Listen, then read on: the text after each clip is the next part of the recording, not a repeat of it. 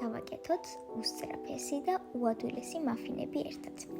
რისთვისაც დაგვჭირდება 4 ცალი კვერცხი, დაახლოებით 250-300 გრამი ზეთი.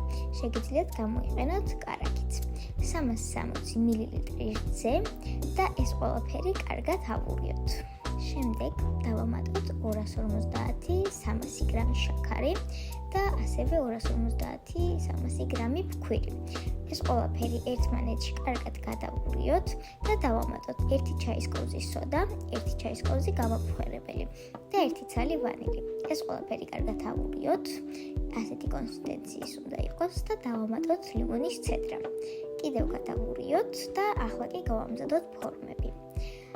ჩავაფინოთ სპეციალური ქაღალდები და შემდეგ კი დავიწყოთ ცომის გადატანა.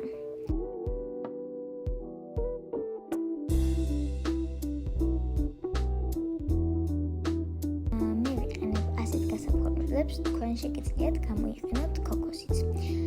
მე გავაკეთე 2 პორცია, თქვენ შეგიძლიათ ეს ყველაფერი გაყოთ შუაზე და გააკეთოთ 1 პორცია.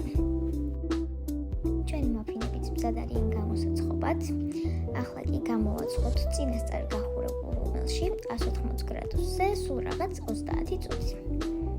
ამ პორციით გამოდის დაახლოებით 24-25 ცალი. ჩვენი მაფინები უკვე მზად არის. სურვილი სამეფო თქვენ რაც მოგესურვებათ. მაგალითად, მე შოკოლადი მოვასხი ზემოდან და ისიც ასე. ჩვენი უგემრიელესი და უსწრაფესი მაფინები უკვე მზად არის. გემრიელად მიირთვით.